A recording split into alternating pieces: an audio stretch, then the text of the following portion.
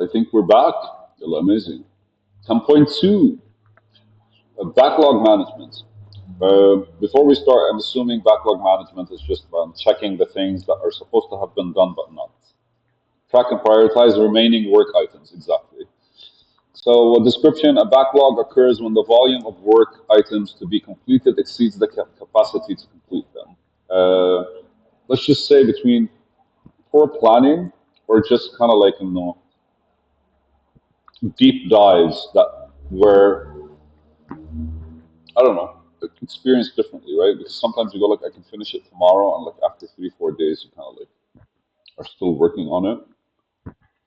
That's a much better like problem to have than estimating something to last a week and then realizing you could have done it in a day, right?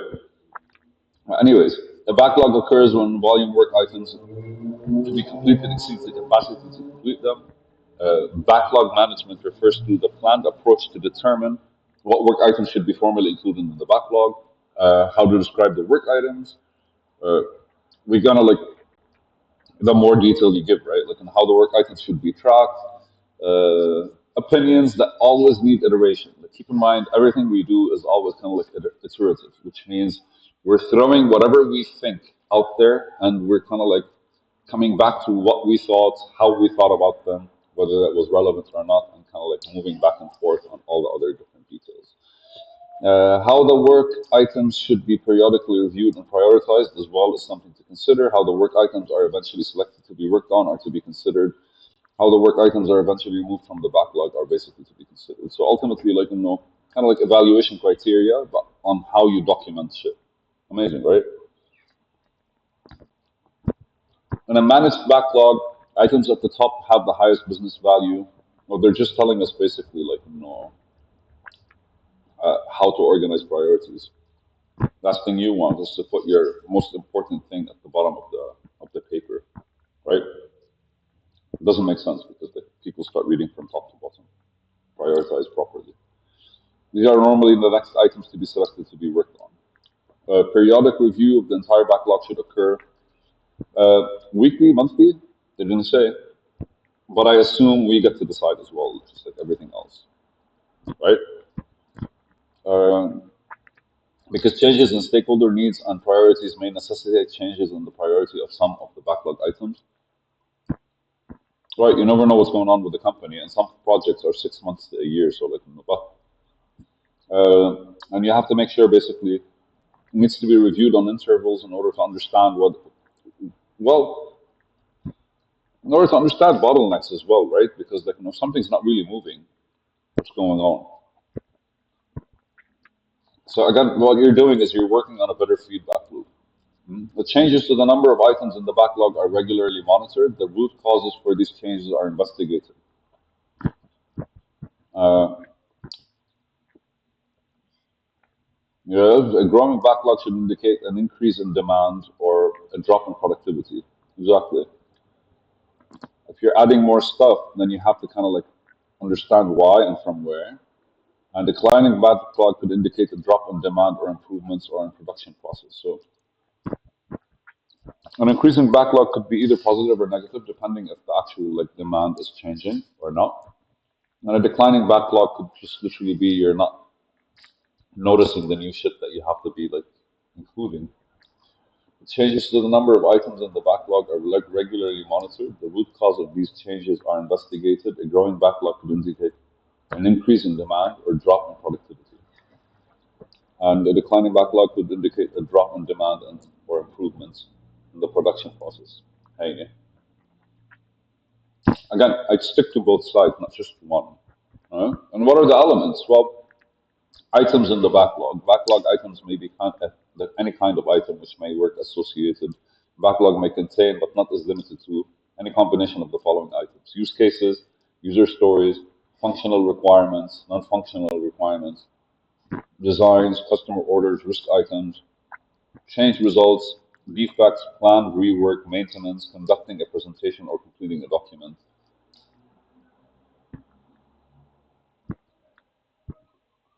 Okay, well, this is more of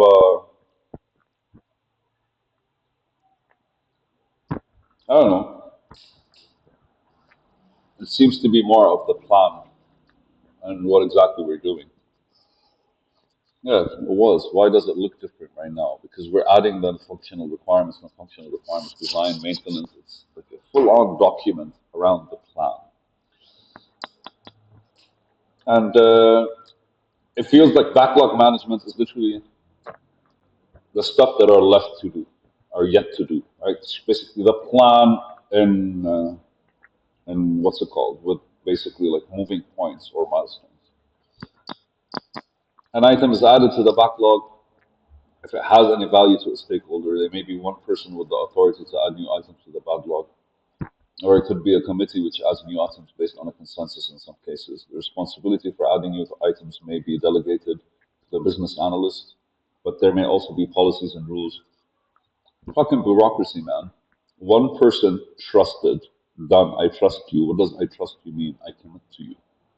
I commit to you means I trust your capabilities. Go for it. Here they're telling us, but they're putting layers. So like if it's a committee that can decide of what they put in the backlog or not, and it's one person that can put rules to make sure there's standards and shit. I get it. I get it. We all get it.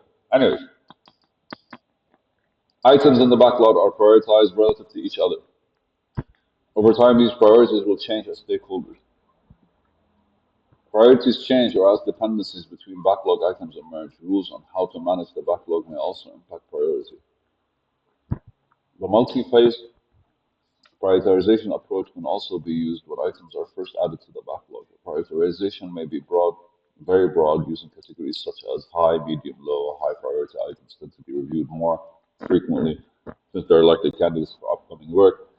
To differentiate between the high priority items and more granular approach is used to specify the relative priority to other high priority items, such as numerical ranking based on some measure or of value. It's interesting because if you're using numbers and that something is high priority, like when it's done, the low priority becomes high priority. So kind of like rankings update or something. Cute. Estimation. The level of detail used to describe each backlog item may vary considerably. Items near the top of the backlog are usually described in more detail with a correspondingly accurate estimate about their relative size and complexity that would help determine the cost and effort to complete them. Because they're so close, right? It makes sense for you to kind of like invest that time in it because it's so close. And when an item is first added, there may be very little detail included, especially if the item is not likely to be worked on in the near term. I understand that fully, man. The last thing you want is to spend time on something and after a couple of weeks to kind of be like, no, that was just overkill. Uh, you're only doing that for your own peace of mind, man. The last thing, again, like, no, we want to nerd out. Let's nerd out productively. And a minimal amount of work is done on each item while it is on the backlog, just enough to be able to understand the work involved to complete it. As the work progresses on other items in the backlog, an individual item's relative priority may rise, leading to a need to review it and possibly further elaborate or decompose it to better understand and estimate its size and complexity. Feedback from the production process about the cost and effort to complete earlier items. Wait.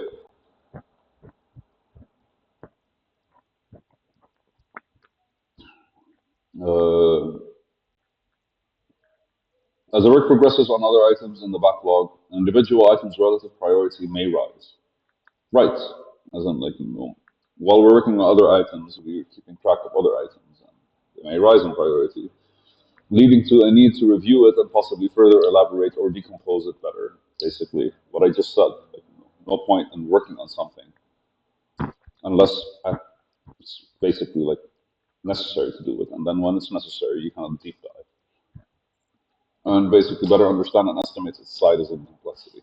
So the closer you are to it, the more attention you give it. That's basically it. Attention. Wow. That's it. A word that solves all business analysis.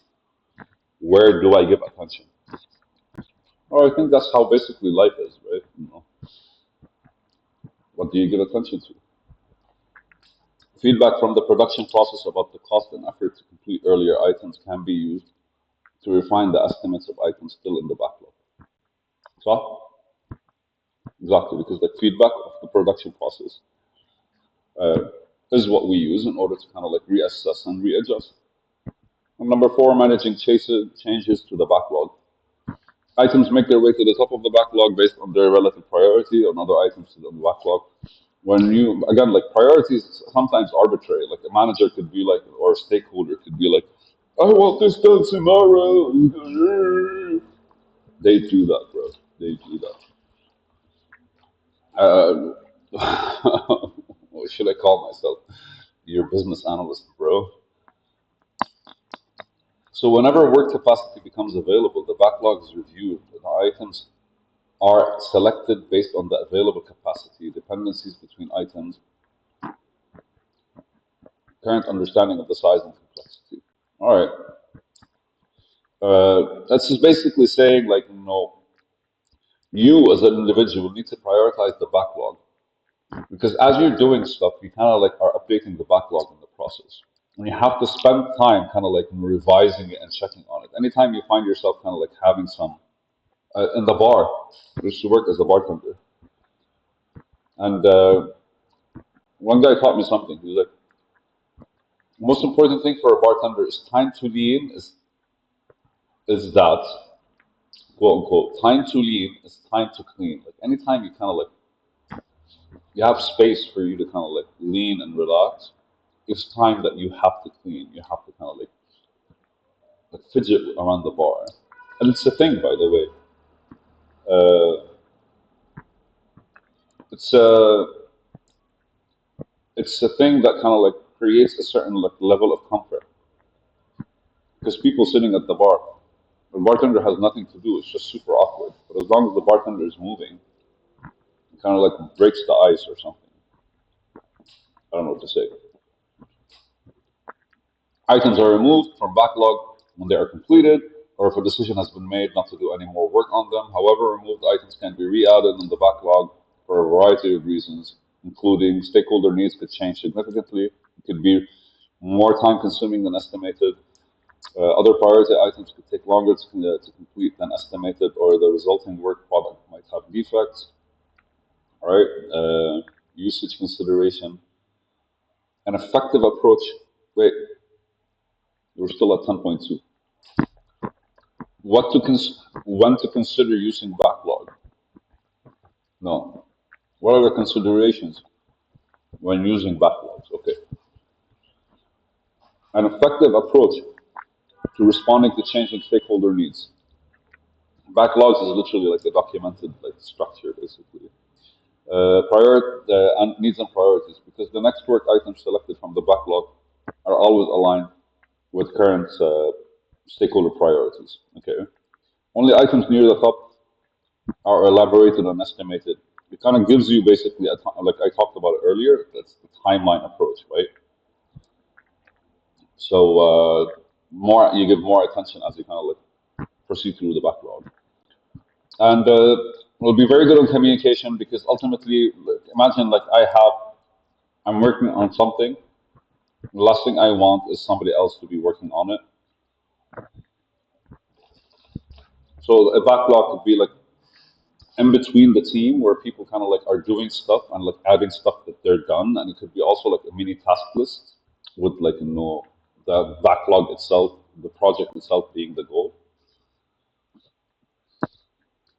Large backlogs may become cumbersome and difficult to manage and make sense, especially depending on the team members and the different aspects of the company that are engaged. It takes experience to be able to break down the work and to be done through in detailed to accurate estimation. That's absolutely correct. When we're working on a backlog, we're working on, again, everything in business analysis comes with a feedback loop. So you're always starting from what you know, and what you know changes as you actually like develop something new. And a lack of detail in the items in the backlog can result in loss of information over time. Uh, yeah, articulation is key. That's basically it. Like when you're talking about something, talk about it, right? Right. And if you have a lot to say, just basically find ways to summarize so people can kind of like follow through, or at the very least, like try to connect with what you're saying. As AIs right now, kind of like give you information in three formats. One is basic summary. One is basically like tables and like how it impacts, and one is like detailed explanation. The visual part is my favorite because I look at the visual excavation, I am able to kind of like connect them to something, right? Normally, that's what we do, brain-wise, we build something. But anyways, yay, 10.2 is done. I love you guys. Ooh, ooh.